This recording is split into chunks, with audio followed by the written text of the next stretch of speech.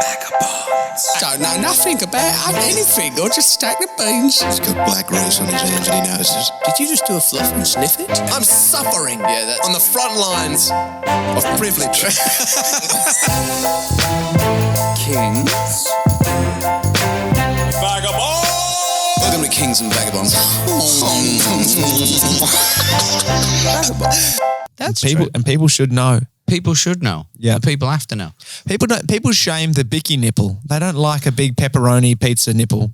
Right, okay. They don't like a lot of tit coverage from the areola. Yeah, like I don't think there's anything wrong with a large I don't think so areola. either. Look, as long as the tit's not like 80% areola, you know what I mean? Like as long as we got like it's in this quadrant. 80%. The front quadrant. 80%. That's a huge amount of areola. It's like a fucking vinyl. It's like, I used to have that LP. She's putting a needle on it. She's got Nat King Cole nipples. She's got a fucking... Have yourself a fat little titty. Oh, lovely little titty. May my boobs be nice. Yeah, I think if you're out there and you got big areolas and big bickies, we love you and we think they're great. Because they look like Anzac bickies. They're like big, you know? And I'm educating John on the nipples. But I think, like there's nothing wrong with that. I think that's great. There's never anything wrong with that. No. I did a tattoo on a lady many years ago. She's a right little bone bag she was. I think she'd ruined her life in some way. You know when you look at someone you think, fucking hell, there's not a lot of you left, is there? You drifted off with your eyes and it started positive and your tone went, I think she'd ruined her life. It sounded like the beginning to a film. Right little bone bag she was. John Pinder in right little bone bag.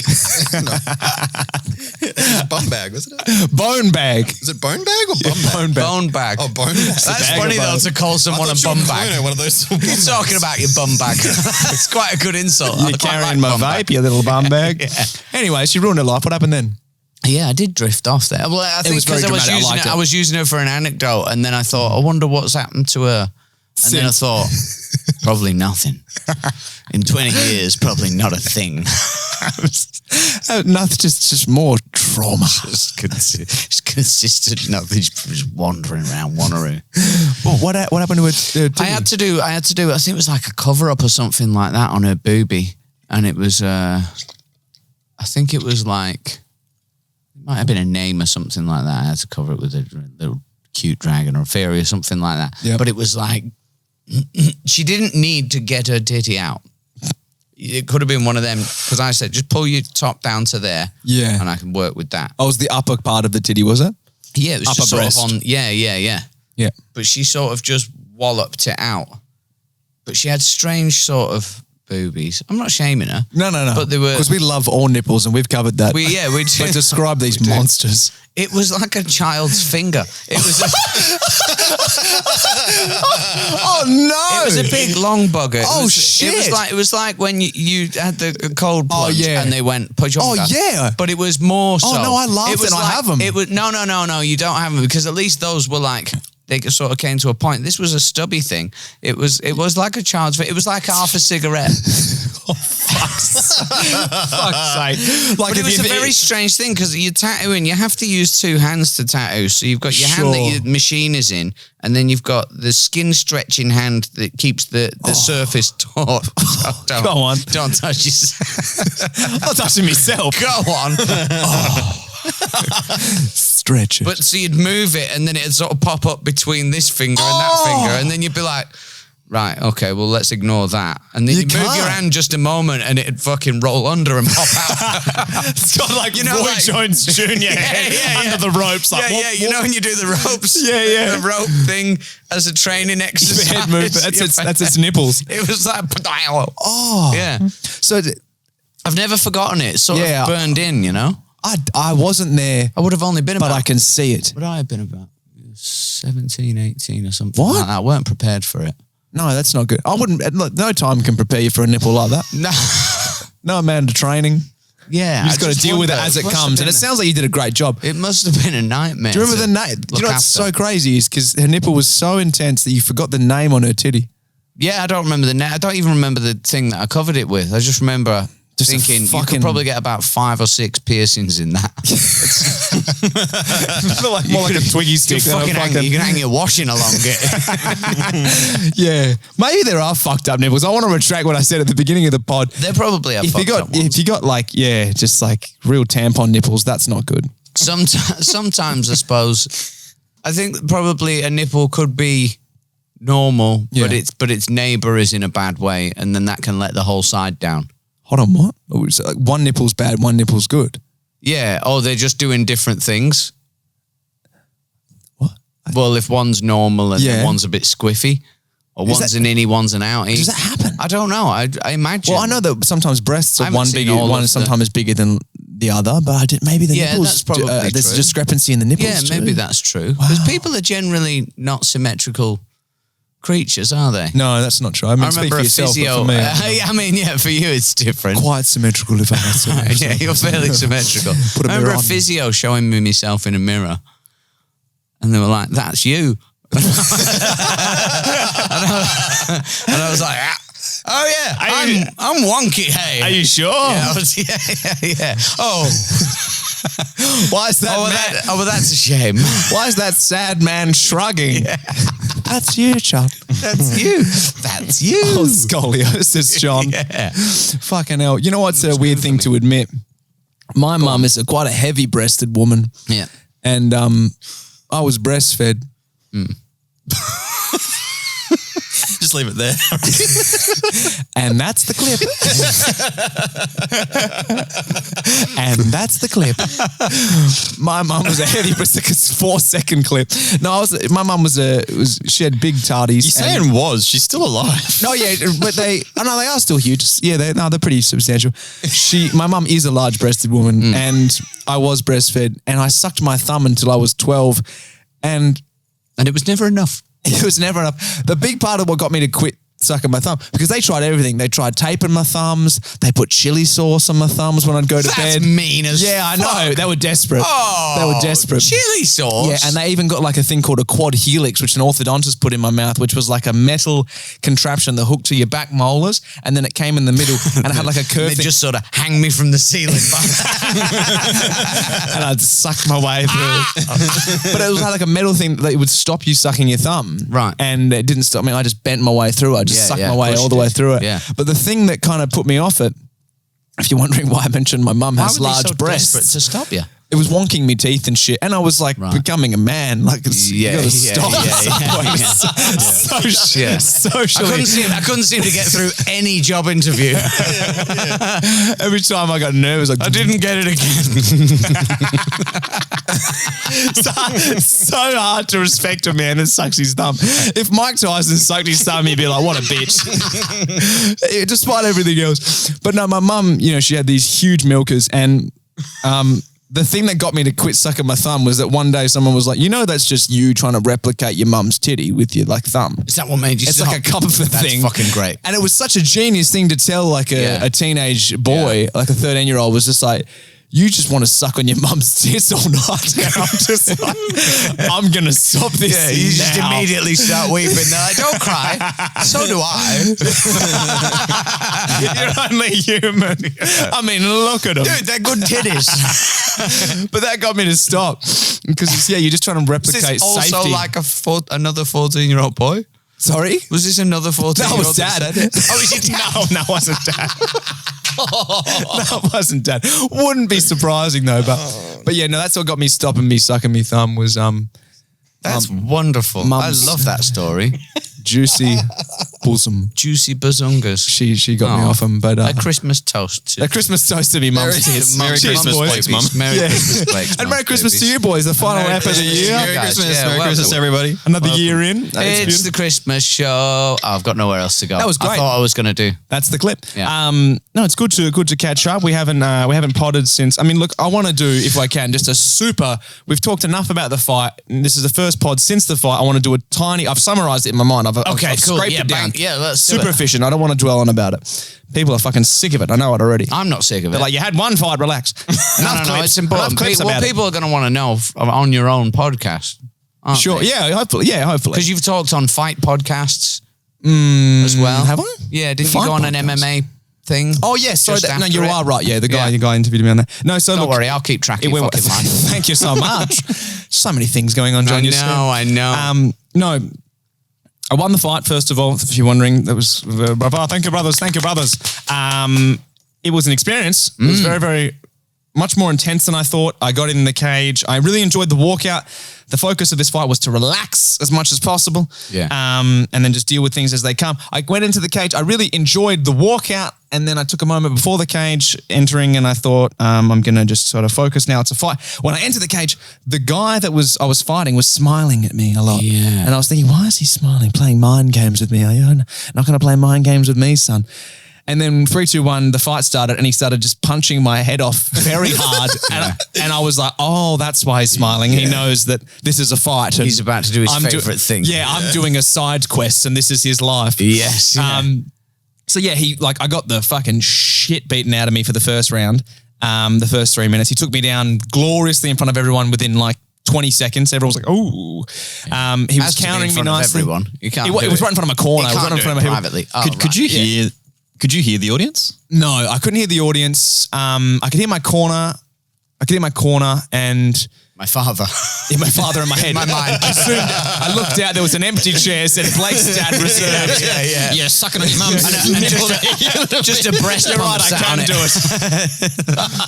But yeah, no. So I said I'd summarize, and I'm just fucking doing a play-by-play the whole fight. The things I took away from it was, one, it was such a weird experience consciousness-wise because it's like it's not happening to you because you're in such a sort of fight or flight. Even though I felt pretty relaxed, you're not making any decisions. I didn't make a single decision the whole fight. Nothing that I trained kind of came out other than whatever your default setting is, that comes out. So whatever you've done the most reps of, that's exactly what happens in a fight. That's what I've discovered. So for me, luckily, it was like, just keep moving forward and be tough and don't show too much. Did you say whatever's your default will come out because you're not really consciously you're just guiding on those autopilot. things. You're instinctively doing what the animal that you live in does. Yep. Did you find out things about your character while doing that? No. Oh, not really. I think the things that I did was I kept moving forward. But what you're feeling versus what's visually happening sometimes can be two very different things. So I lost the first round decisively. No one thought I won the first round. And how did that feel? I felt like I didn't throw a single punch and I'm getting embarrassed out here and I'm just got beaten the shit out of. And I sat in the corner and I was like, ugh, this is going badly. And he was like, you lost that round, but it's not that bad. And I'm like, are you sure? I feel like he's beating the shit out of me. And he's like, no, you're fine. You just got to do a little bit more in these ways. And at first I thought he's just fucking comforting. But when I watched the fight back, I'm losing, but it's not anywhere near as much as... It didn't look bad to me. I'm no fucking MMA expert, but it was a fight. It was not like a fucking slaughter. Yes. It's still clearly a fight. You were still striking. Yeah. It was a guy who knew how to strike better than another guy. He was clearly more doing confident. better in the striking. Yeah. But I kept moving forward. Look, fast forward.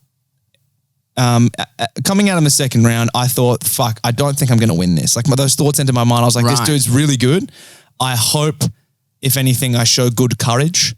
Yeah. And I'm just going to keep moving forward and keep doing you're just bluffing the whole time. That's what I realized. Even when the ref was like, you ready to go? I'm like, absolutely. And I'm in my head, I'm like, no, I'm not ready. So you're just bluffing. But then you're just kind of doing what feels right. And eventually I kneed him in the body and I had sort of grabbed his neck. And thankfully I've done lots of that particular choke. Yeah. So I choked him. The feeling was Is this like a relief. Rod Costa thing? Rod Costa trained that. Yeah, he likes that choke particularly. So that was a cool moment. So I won. It was a really cool feeling of relief. But after the fight, and I've shared this with Aaron, but I haven't really spoken about this, I was super upset. I was super embarrassed, which is weird because everyone had told me, oh, nothing feels better than winning a fight. And then I won a fight and it didn't feel like the ecstasy I wanted. I mean, the fucking thing we talk about, right? Yeah. You think getting a role is going to fucking make you the happiest thing in the world. You think when you headline, you're going to feel ecstasy. Yeah. And then it's just like, the goalpost moves. It always feels like it doesn't count. Exactly. That's what I felt like. Though. That's exactly what I felt like. I felt like it didn't count. I felt like I got the shit beaten out of me and I just caught his neck with the thing that I'm good at. And I didn't show any new sides of myself. That is not the whole perspective. It's not a fucking healthy perspective, but that's how I felt. I was so upset. I was fucking crying in the car afterwards to Jack, my coach, and I was like, what does losing feel like? Yeah. My God, I won and I'm upset, you know? But since I've had time to sit with it and I thought, you know what? Immense courage. I fought a guy who's really good. He was good, and people who have fought a lot have said this guy he's really sharp. You fought a good guy, and I managed to come away with the win. And I'm hungry to do it again. And it's made me more motivated to go away and do more reps of the basics because now I know you don't make any decisions in there. You just kind of whatever your default is, whatever you've done the most reps of is what's going to come out. So it was a cool experience. That's behind me. That's what I've taken away from it. So I'll probably get back in there again early next year at some point, but I just want to do a lot more reps of the basics. And something ticked off. It was cool. Amazing. And Papa Aaron filmed it and he fucking cut together a really cool little sort of like art house short film, I guess, of the whole thing, which is awesome. It's called Fight Night. It's on YouTube. It's on my Instagram link tree. If you go to that, Fight Night's in there. So check that out. Give it a watch if you want to see me getting punched lots and then eventually winning. It's very good. So that's the fight done. Good. That's the fight done. On to you boys. What's going on? Tell me everything. Fucking nothing like that. Tell me. Just nothing like that. Nothing doesn't have to be like flat out since your fight camp though, I've been a hammer in the gym. You have? Yeah, I've been like, I don't know, it sort of held a weird mirror up to me that was like, oh. Yeah, you've been saying things to me that I'm like, what's up with John? He's like, can you hold me? John said to me the other day over lunch, he's like, can you tell me if I'm Make sure you let me know if I'm being Let me know if I'm being a bitch. And I was like, in what regard? We asked in the regard that there was a new sort of energy on Blake that I felt was like incredibly accountable. I've always considered myself fairly accountable, but I guess if I'm being really honest, I'm surrounded by enablers and I can be an enabler as well. We tend to enable each other because we want each other to feel nice. When what we should want is for each other to be good, more so than feel nice. Because feeling nice don't really get you anywhere, but being good gets you all kinds of places. But I suppose then it comes down to like who's deciding what good is. You know, the person, or people around them. I don't know. Let's say I could probably pluck a fucking 100 situations from my life where I've been a whinging bastard. And if somebody that was accountable enough that they had the right to go, stop being a wimp, just do it. Yeah. Would tell me that at the time when I needed it the most, but they don't say that. They go, yeah, that sucks, man. That is difficult. Now, I think you're doing really well, even considering all this stuff's happening. If somebody had gone, nothing's going to change about it. Yes. Just be tougher. You want a David Goggins. You want a Rod Costa. Yeah. Just be. I get that. Better at that. You know what I mean? I don't know that I have anybody that does that. It's a hard recipe because I think you need to really respect that person. I've got a very sad face when I'm sad and people go, they're like, oh, that's no good. Don't kick that. Yeah. Yeah, give that a hot cup of cocoa. Yeah. Oh, better. Come on. The sad little dog that you see, you can see its rib cage. It's like legs on a little wheelchair, like a little hand. And you're screaming at it like, do better. Yeah. Do better, Dashund. But I think that type of thing, every now and then I'll get a glimpse of it and I'll go, oh, fuck, I'm miles away from what I should be. I hear what you're saying, baby, and I agree with you.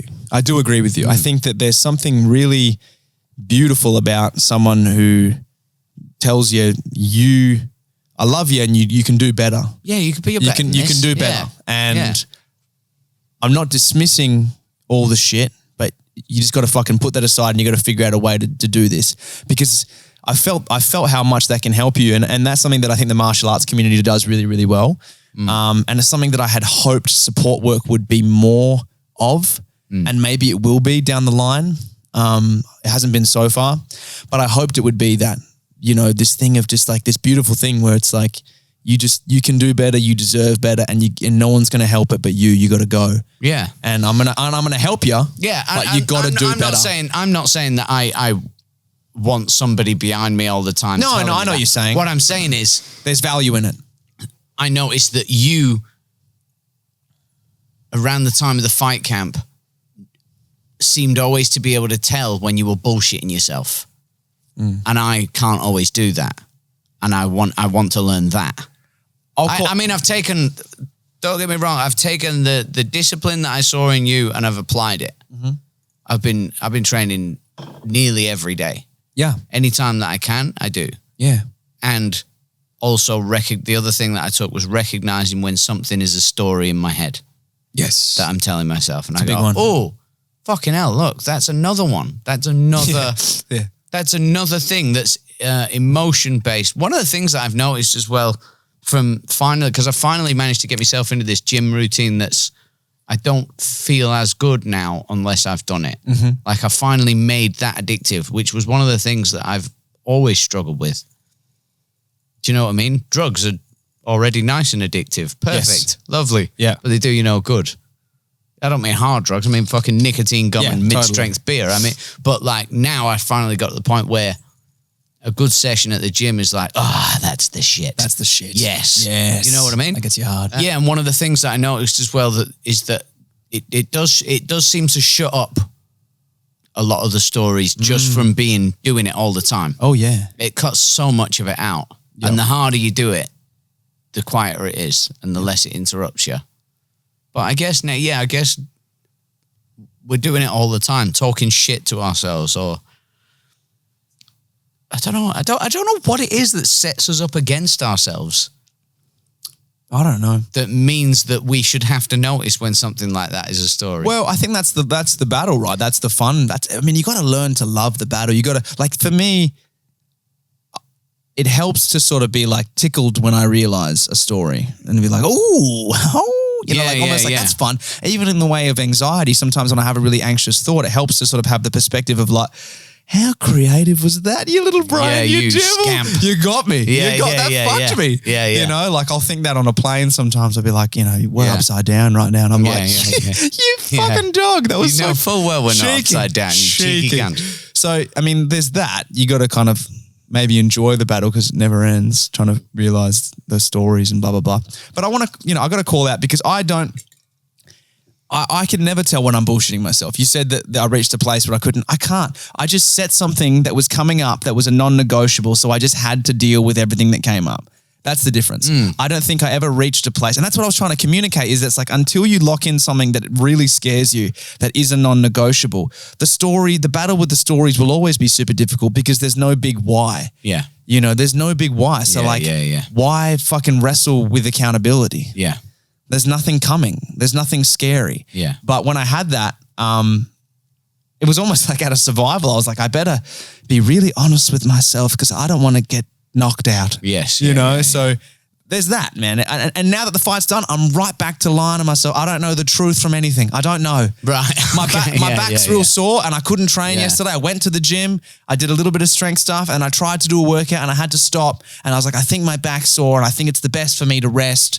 And then I was like, I don't know if that's true. I might just be a pussy. I might just be scared and a bitch and I don't know what it takes. That's the trouble. When you start holding yourself accountable like that, you go, is this just an extra clever trick that I'm playing on myself? Yeah, right. You start to question everything. How clever is it? But that's a better problem to have, in my opinion, than being to like not give a shit. Yeah, being on like My Strange Addiction and just like so comfort. Deluded that you're like, my car loves me. Like I'm gonna fuck its tailpipe because it loves me. Do you know what I mean? Like it's still a problem, but it's something better. But I think it's cool that you've taken and I'm fucking what's the word? Complimented. What am I trying to think? Flattered. Flattered. Yeah. Flattered. Touched. Yeah, I'm flattered, touched. Flaccid and touched. Flaccid that you, and touched.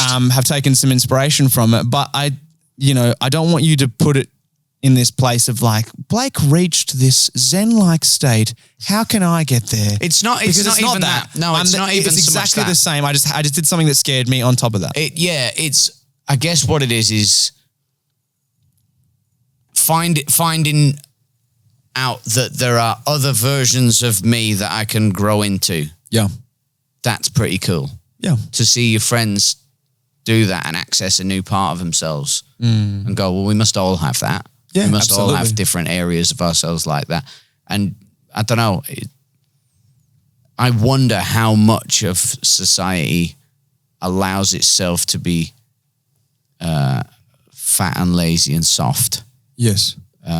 Because it just feels, but it's like we're all going, am I okay being this? Yeah, you're okay being this. Am I okay being this? Of course you are. Thank you for saying Always. it, because my biology was telling me otherwise. Yeah. My body was screaming that it's and in agony. I don't know that that's good for us, because I think we can cope. Not only can we cope with far more strain than we think we can, we should. Yeah. Because at any time we've ever done it, we've accessed new fucking realms of ourselves. Any real trouble, emotional or physical or any kind of thing like that, trouble seems to lead to leveling up, doesn't it? Well, I think it's incredibly important that you have adversity. I just think it should be adversity that you choose. I just don't, like adversity that But you even don't adversity choose. that you don't choose can help to do that as well. It can, but but what I'm saying is it's like if your parents sexually abused you.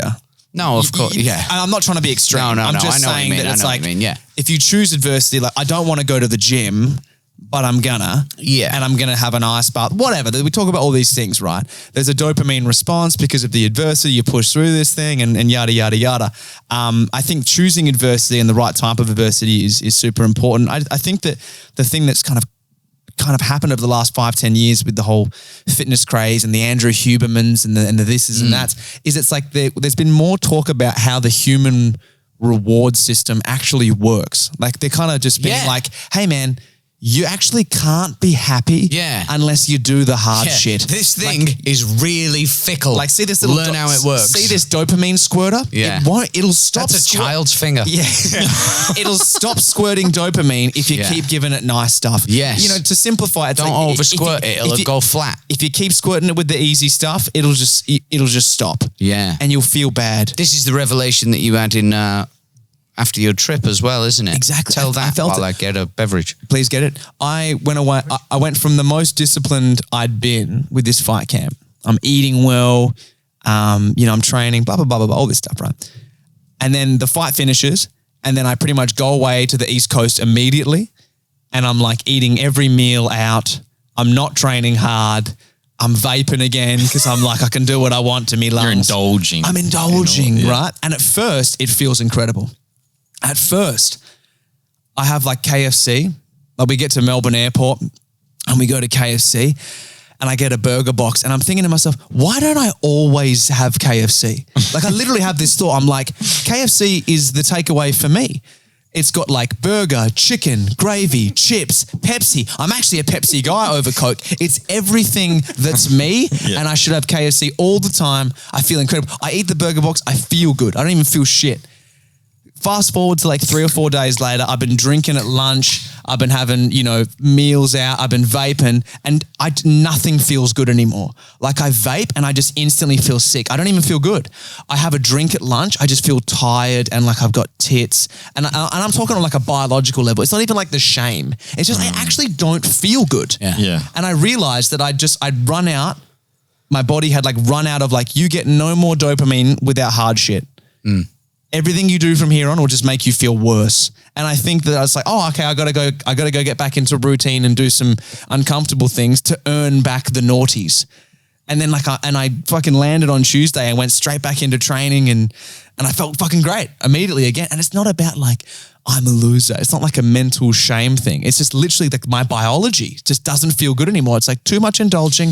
You're going to die soon. Yeah, it feels like you both struggle with excess.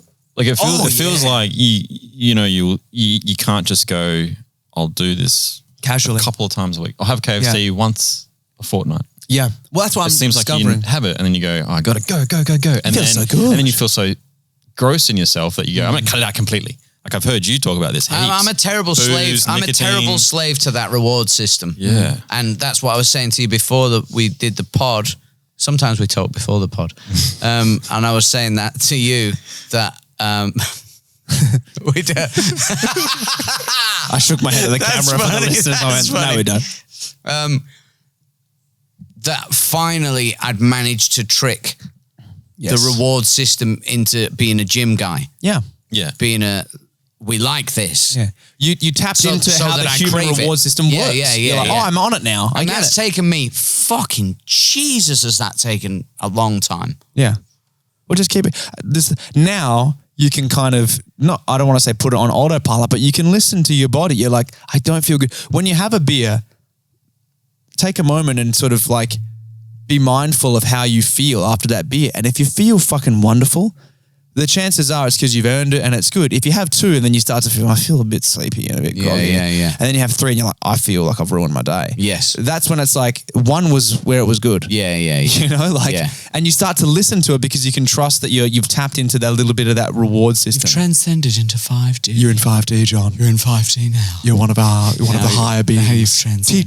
Teach us stuff. But I think it's great. I think it's cool, and I like that you've done it. And now it's on to the next challenge. Challenge ourselves, boys. Yeah. Can I read you what I wrote down for my 2023 goals? I wrote these down at the end of 2022, and it's like pinned on my notes, and I never look at it. I just wrote down, and I wrote 1, Kings and Vagabonds top 50 podcasts in Australia. Now I don't think we ticked that, but we're in the top 50% of all podcasts. That kind of counts. That kind of counts. And you know what? That was I just had to have like a numerical goal, but I've had a lot of feedback from a lot of just random people, some friends. I mean, I was chatting to a lovely lady, shout out to Celine if she's listening to this, who I've trained with a few times. I never thought this would be a pod that many young, ambitious women would enjoy in their spare time. But she said that we were number 3 in her podcast, and she goes, I'm determined. And she goes, you should be very proud of your creation. And she was very, very complimentary about what she loved about the pod. And look, so that was a tick for me, because I think that I think it's good, man. It's learning to pod is difficult and is good. Yes. And having a pod that we like is important. And I think all the chart stuff, it can sort of come as it comes later. Yeah. But I'm very happy with the way the pod's like evolving. Yeah, it hasn't felt like work to me in a while. Yeah. There were a few times we there fall was in a some trap. time in the middle there where we were like, or we'd be shat off at ourselves, or you know. But I don't know. I think that came from treating it as work rather than as treating it as something that we get to do. Yeah. Well, Do you know what I mean? it's just the throws. And I think, to combine 3 gorgeous men of different minorities and different lived-in experiences. I think to have 3 individual people with 3 different egos and lives and schedules and value systems and blah blah blah, to be able to come together and do on average one every fortnight, and kind of give people something for free that they enjoy. I tick that down. My big tick, my version of that was when one of you told me that you bumped into someone who was reading East of Eden. Yeah, totally right. Yeah, That was Matt Broadhurst. He listens to the pod. He checks in if we haven't podded.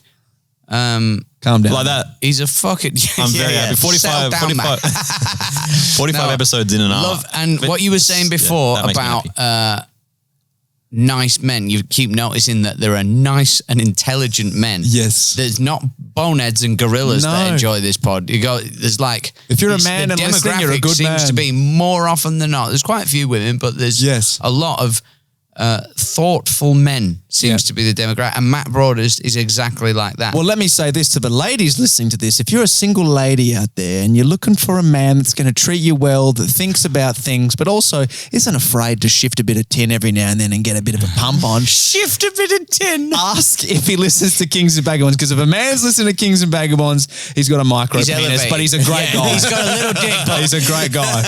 Not in 5D. Yeah, in 5D, that thing is a tube of meat. So close. I was going to say he's got a 5 centimeter D. Oh, yeah. And now the other goal was earn a blue belt in Brazilian Jiu-Jitsu. I did that. That's what you did. Did that. Do stand-up comedy outside of WA. I did that. and fight MMA. So all those were ticked. You can't fight all of MMA, mate. That's too big a goal. Fight Dana White. There are so many of them. Bash. Fight Dana all of the White. UFC. And I've ticked one off. The whole world to go. That's a successful year, bro. Man, I was stoked. I was stoked. And What's next year? Or do you not? No, are I you do. one of those people that I don't do say have your next goals? year. No, I do. I wish we'd pre-planned this because I'd have written some. Oh no, I just flipped it on. I apply for the firefighters because I had another revelation that You will fight anything. I will fight. Guns fighting fire now. Can't guillotine choke a fire like. A man was too easy. Grab it. He's onto the elements. Grab it. He's onto the elements now. Seems to be fighting water. Yeah. Yeah. I see him trying to bash a lake. Super Poseidon. Super side, and I'll get you next time. Oh, you're so right though.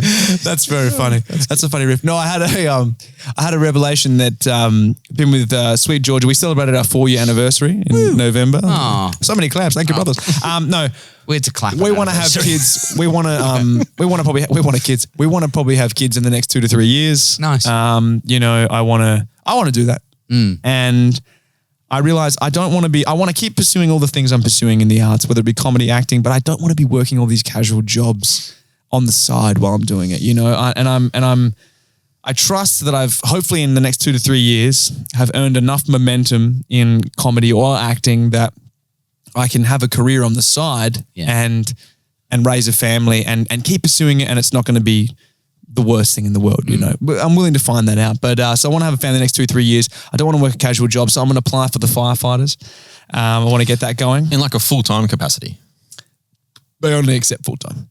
Jesus, you're going to do full-time Career firefighter. I think that's going to be a harder one to be like, oh, hey, I can't come in next week because I've got a I hope no one's listening that's on the comedy gig. selection board, but from all the What's people that? that Parkerville's on fire. I am podding. I'm Yeah, sorry, man. I got to fight next Friday. It's on fire. This crowd's on fire at the moment. I tell you what. Listen, I got another tight 10 ahead Sorry, of me. baby. I'll get there. Yeah, I'm just emceeing an open mic in Fremantle as it goes. Where's the fire, butler? I won't get there till I'm you're not dead. going to get there. No, from the people that I've spoken to that are in the fireys, they're like, look, obviously don't say this in your interviews, but once you're in, it's pretty easy to balance other pursuits on the side. I'm not saying it'll be the easiest thing in the world, but the schedule is, 4 days on, 4 nights on, 4 days off. So you can plan ahead. If you plan ahead and you're organized, you can kind of organize a lot of things within those days off. You can also find people to cover a lot. I think it'll be great. And look, even if whatever I can balance in it, that's fine. But it's the only job that I've sort of foreseen the people that are working in it, the value system that the job itself has, and thought I could do that and be happy. I could do that and hold me head high. The second goal was do a comedy run. Give me such a stiffy sometimes. Do I? Yeah. Thank you, baby. Yeah. Carry on. I also just can imagine me just surrounded by a blaze, and I'm like, this was a horrible choice. Your fucking facial hair's all singeing and going. I should have stuck to barista. I thought fucking Agnes's coffee was bad. I'm dying. I want to do a comedy run in Sydney, Melbourne and Brisbane at the pro rooms there. I'd love to do a little run for that. That's just a little businessy thing. I want to do a training holiday away with the boys, whether it be in Thailand, Japan or the USA. I want to go over, do a couple of weeks of training abroad, maybe book a jiu-jitsu competition or a fight over there, go fight a Japanese man, get one back for fucking Pearl Harbor and just fucking give it to them. That's great. Because the Japanese are very honourable people, Harbor's you know what I mean? great, They're going to come at me with the full... with the threat of seppuku on the side. I've said it wrong. Seppuku. What is it? What is what's the one where they kill the... Seppuku, yeah. Oh, right. Seppuku is like a fucking beachside resort in Bali. Yeah, I thought he's the geezer that drives the little golf cart at a resort in Bali. Seppuku, the cart. I want to go there and see him. And I want to start and release more sketch comedy. I want to start to just, because I realized, I thought to myself, what really brings me joy? I don't know if you guys saw, I did a little sketch the other day. I was just at the shops for Georgia and I saw that Woolies had new scales on the fruit and veg section where you could weigh your veggies and see how much they cost. And with all this cost of living crisis and the inflation, I thought, God, it would be funny if I just weighed like something really small. That was such a funny sketch. And just that edited tickled like me deeply. Did you breathe it in? I hoovered the bit of coriander at the end off of the thing and ate it and left. And doing that, it was so, man, I'm telling you, Georgia, we were like kids again, you know, like we're in the middle of shopping and I'm like, I need you to film this for me. I'm going to pluck a coriander leaf and put it down. And we're getting the angles. And then I hoovered that leaf about 14 times because I couldn't get the angle right and I wouldn't suck it well enough. And people are watching me hoover a bit of coriander off a scale at Woolies. But I'm telling you, man, it made me smile and giggle. And I was having a bad day and I had a fucking wicked end to my day. And I thought, I need to do this more. I need to hoover more veggies off the scale. The guy from Mystery Road. What's he doing? Just hoover coriander. But when I'm in that space where I'm thinking of what's funny to me with no idea of results, just what's a silly little sketch, Yeah. I love it. So I want to do more of that. I want to do more this year, putting time aside like it's work and think, even if nothing comes of it, I want to go out like once a week and shoot something just fucking silly. Yeah. And dumb. And even if fucking TikTok hates it and Instagram hates it, whatever, there's going to be no waste of time. To make stuff. It's just fun. Just make stuff. Fun. Yeah. So those are my goals for 2024. We should gather some pod goals. Pod goals? Yeah. Yeah. Should we? Or no? Nah. Nah. Who's about to tell us he's quitting the pod at the end of this episode? You're playing with your bonbon. That's enough years. I didn't like that you're Nothing wrong with playing with your bonbon, mate. You can play with your bonbon whenever you want. We should set some pod goals. We should set pod goals. What, do we have any, I want to tie in just quickly. You asked me, Aaron, to get some Gibson movie moments for Christmas movies. I couldn't do that. I tried me There's nothing Gibson-y in a Christmas film, is there? I tried my absolute best. Actually, listen, before we get to the Gibson movie moment, I want to share with you a good news story because this really did tickle me. Do you mind if I share a good news story, boys? Fucking do it. I was thinking about what was lovely. I looked for like a Christmas miracle, but this really jumped off the page to me and I thought this was lovely. A 95-year-old woman in New South Wales was surprised with a motorbike joyride for her birthday from a biker gang. Joyride? A joyride. So in Mannum, South Australia, was asked by her children, what do you want for your birthday, Mum? And she said, I'd love it. You do the voice. I miss the biking. I'd love to get a ride from the coffin cheaters. Yeah, I would miss the Hells Angels. She said all the things we used to do. Doing blow off their cocks. You'd be ashamed of me, sweetheart. You'd be ashamed of me. Such a great old lady voice. She said she really wanted to go on the back of a Harley Davidson motorcycle. Her children thought she was joking, and then when they asked her a month later, she said, I told you, you dumb bitch, I want to go on the back of a motorcycle. So they reached out, they posted it online, and lo and behold, what ended up sort of being like a biker gang turned up and said, we'll take your fucking nana for a joyride. Fucking nana. For a ride. And they came around. Isn't this sweet? Isn't this a sweet side to the bikies? I don't know, I haven't heard the end of the story. No, she's alive. They got her on the back of the bike, they took her to the pub for lunch. She's down the clubhouse now. Her breasts by her knees. They got a fucking just these old what fucking you want? titties. Great Northern. Stepping on her tits behind the bar as she walks. Yeah. They took her to a pub for lunch and then they took her for a joyride for a couple of hours. They dropped her off and she said she had a lovely time. And then when they asked her, how was it, Mum? She said it was better than getting married. And yeah, she's cooked off her head. That's like she's fucking. It's better than everything. Yeah. I've had a bit of this crystal meth echo. I've had a puff on this man's pipe. I feel fucking just like I'm supposed to. No, but I did have a thought. Do you want to fight? Let's have a fight. Do you feel like there are bugs in your skin? I'm itchy. Are you itchy? That's fucking wonderful. Old lady on meth is fun. But no, I did have some thought. First of all, it's a lovely story. She wanted to get out and go for a motorbike ride, and these bikies took her for a ride, and it was a lovely time. I did have a thought, though. I did think to myself, I wonder if it's because the vibrations were like, just like a fucking sexually fulfilling her, you know what I mean? Just like the Harley, like, That's where your mind went. and it's like she's sitting on the wash. She's on the. She couldn't afford a dildo. Having a nice time. Yeah. I'm having a wonderful time.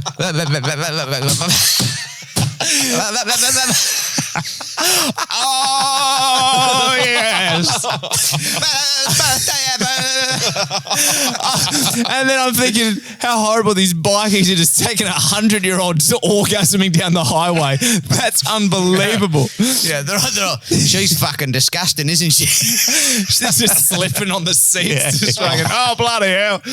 So I thought, was she just trying to get the boobs her are old fucking minge flowing just behind her.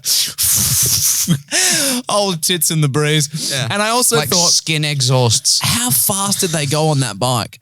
You know, was she like fucking floor it? Because that's the thing, when you're 95, the stakes are pretty low. Yeah. Because there's nothing much coming up. Yeah. Other than death. You know what I mean? So like, do you reckon she was like, fucking, come on. Let's What's the matter with you? Come on. Come on, you old pufter. Let's go. She's reaching hard. She's grabbing his ball. She's like, I'll let go when we reach 200. And he's just like, flying down the highway. Yeah. And then I thought, you know, if she came, like if they crashed and she came off. Firing a gun into the air. Oh my God. Who's your daddy? And if they came off, they crashed. I mean, would you even bother burying She the remains? burst into dust, wouldn't Yeah, she? exactly. What would be left of her? Like Cloud of old lady. like Obi-Wan just fall to cloth, you know, like when Darth Vader hit him. I reckon it would be nothing. And would you, like if an old woman, that's the thing I want to know, is if an old woman comes off a bike at 150 k's an hour, do you even bury the remains? Like, how do you bury a smudge? You know, like, how do you just scrape her off the road with a shovel and just keep moving? Yeah. Oh, other than that, a beautiful story. Lovely Props story, to the that. local biker gang. Gorgeous story. And happy birthday. Yeah. I thought it And was Jesus. lovely. And Jesus, that's coming up to his birthday. And to do a hard segue and circle back, you said something about literally never what you're said talking about discipline and the fact that you want someone in your life. Fucking hell, that was such a hard segue. Isn't it? Yeah. Yeah. Like scraping an old lady off the road Ow, with a shovel and then into like, and you said you want someone in your life to support you. Back to the discipline. Well, it tied in. I should have mentioned it at the time so I didn't have to fucking do a left turn so hard and terrify everyone. A Gibson's movie moment. Oh yeah, the Gibson. wanting someone in your life to say you can do better and you're capable of more. I think that that's something, and I'm not going to get all fucking Andrew Tatey here, but I think that that's something that a lot of like just young men, we crave that. We crave, especially like an older male to tell us, like a mentor, an anti-hero, people to say, listen, you can do better and I'm going to try and show you the way. And even if I can't show you the way, because I'm not the way, you can do better. The fact that I'm looking for the way is way. Exactly. And I think that's what appealed to me about the martial arts and Brazilian Jiu-Jitsu. That's why I've always searched for these strong male role models, support work. Hell, I think that's why Jordan Peterson became as popular as he was, is because he was a male figure that told other young men, you can do better. Tate, man. I was thinking about that. I heard a thing the other day, as a little fucking sneaky thing in the middle of the point that you're trying to make.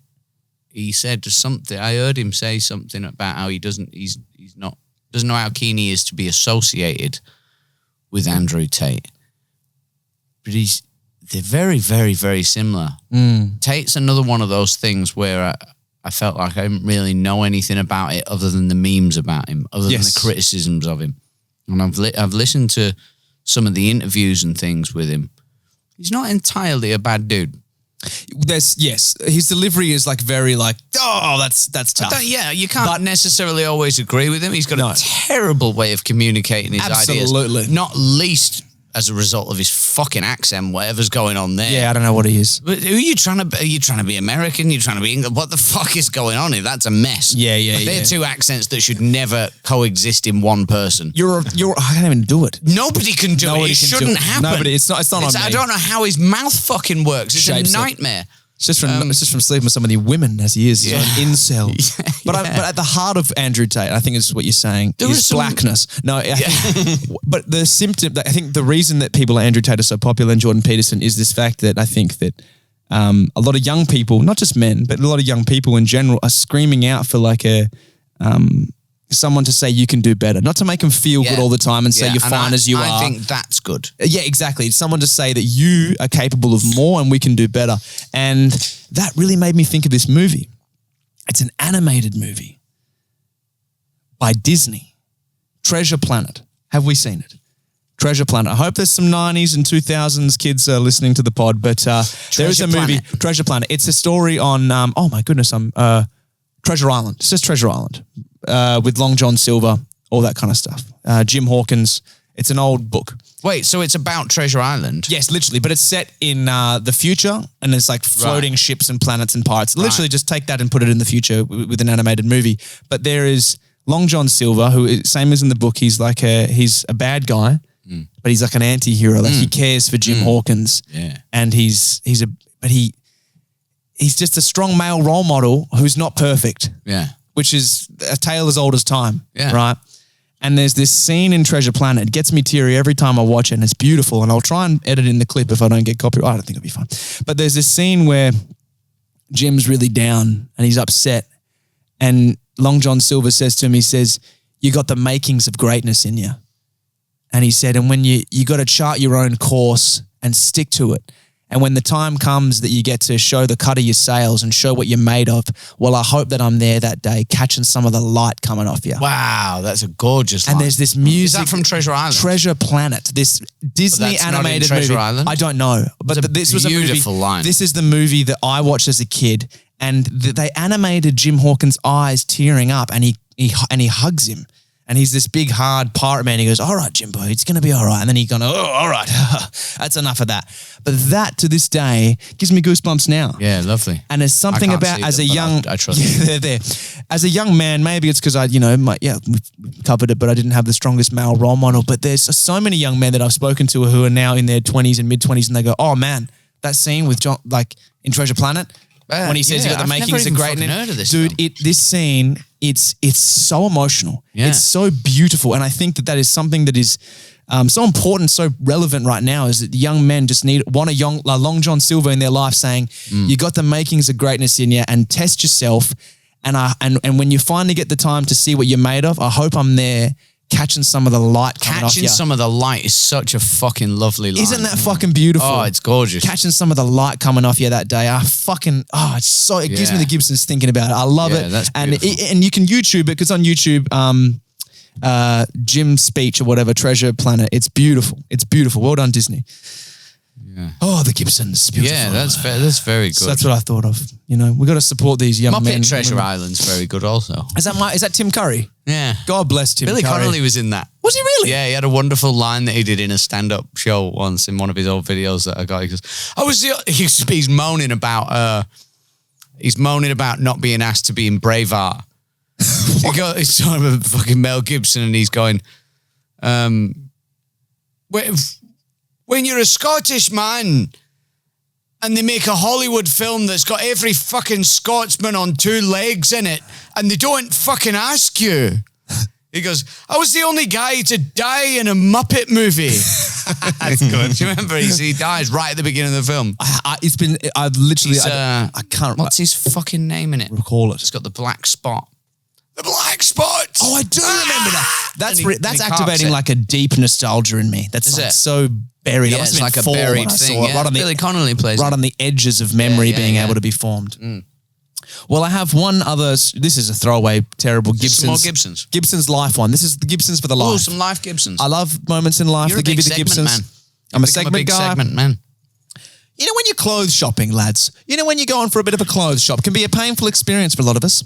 But you know, when you go into a clothes shop and you see something and it's just an instant hell yes. Fuck yeah. There's no doubt. Yeah. Isn't that lovely? Yeah. You try it on and you go, yes. This is me. Yes. Yeah. Whatever, yes. There's no doubt. There's no like, oh, could I wear this with jeans? Or could I wear... There's no doubt. Yeah. Isn't that the loveliest feeling when you just... You don't even care. You're just like, this is what I'm getting and there's not a single doubt in my fucking mind. Yeah, I don't have to convince myself. I've got it. I felt like that about I have this fucking coat that I bought in the UK. Yes. It's got like, it's like a milkman coat. It's like a retro fucking sand-coloured coat, but under the collar, if you flip the collar up, all the inside of it's all paisley patterns and shit. What? It's like sounds like what William Shakespeare would read. No. It's like kind of like a Mac, but then on the inside of it, it's like paisley patterns and it's all colourful patterns. It's like real retro shit. Yes. And it's as cool as fuck, but I've not been able to wear it once since I got back. What do you mean? To Australia. Well, you just can't. Hot as fuck. Oh, okay, like sure. A big overcoat. I thought you meant you couldn't bring yourself to do it. It's mint overcoat. It's like fucking killer overcoat. No occasion was good enough. No, it's just the country's too hot. Right, but it's almost like, fuck, should I just move somewhere colder so I can wear this bitch? Just to fucking model that. Yeah. Tell you what, that would fly. Yeah. Just, tell you where you could wear that, just a casual Tuesday in Germany. That's true.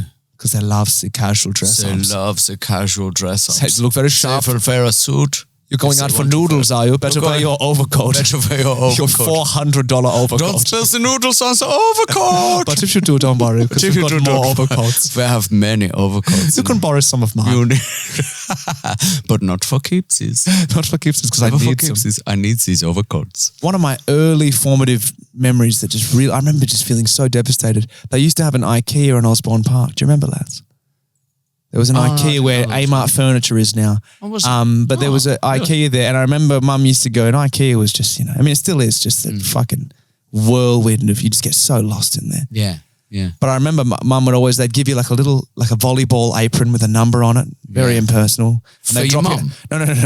For the children. And then they'll drop you at the creche. Would never have covered heavy breasts. Yeah, no. They're going to get an extra large for Mum's juicy bosom. And you would go and play in the ball pit and there'd be movies playing. And I remember it was just this joyous time where you would just, like as a kid, you would just be playing by yourself with strangers, other kids. And sometimes you would strike up a friend that you would never see again. Yeah. But for the time that Mum was looking at couches she couldn't afford, you were best friends. Best buds, best like buds. A holiday friend. Absolutely. Like that, yeah. And you just would, you would play and you're like, do you want to be a dragon and I'll be this? And you're like, yes. And then he was British as well for some reason. Right. Yeah. And I would play with him. It might have been you. Yeah. You were way too old to be there. I was always onto it. Yeah, I was 17. You shouldn't have been 17. Do you want to be a dragon? Come on. You be a dragon and I'll be King George. I'll be dragon. At least you weren't just fiddling with me. That's nice. Yeah. But I remember you be a dragon and I'll be dragging you behind here and having a look at what's under that shirt. Under that bib. But it would be such a simple, beautiful time and you would avoid everything. And I'll never forget. One day we went to IKEA and Mum went to drop me off and they said, he's too old for the ball pit. He has to go in with you to IKEA to look at pots. And I remember that as like a fucking early trauma, man. I remember being like, what? What do you mean? Because the whole time I'm like, I'm going to go to the ball pit. I'm going to have a great time. I must have been like, I think I was like maybe 19 at the time. I don't know. No, but honestly, I do remember, I don't know, I must have been 5 or 6. Blake, what's the matter? You're like, give me a cigarette. But I went and I just remember having to walk around for like an hour or two in IKEA, not in the ball pit, and just think, what the fuck? What the fuck is life? It's all what over. the fuck is this? If only I could go back. Does it get worse from here? Does life get harder from here? At some point, they tell you can't even come to IKEA. I'm sorry, you're too old. You're going to have to stay in the car park. No, you're going to have to go for a fucking joyride. Go for a ride with bikes. You're 95. Yeah. You're coming and you're dripping from your motorbike ride. You fucking horrible creature. You've got to leave. She's like, does it get worse than this? Can't even get a fucking Swedish meatball. I can't do accents today and I apologise, boys.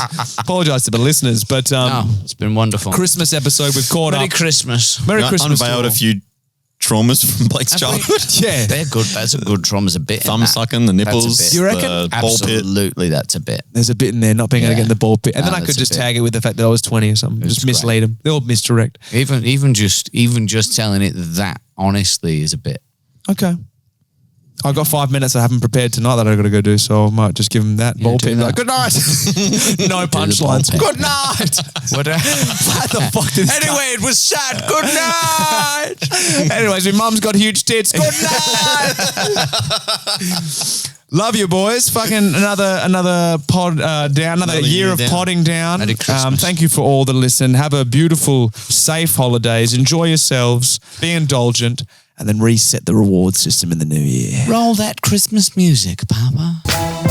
Kings. Vagabonds. Welcome to Kings and Vagabonds. Vagabonds.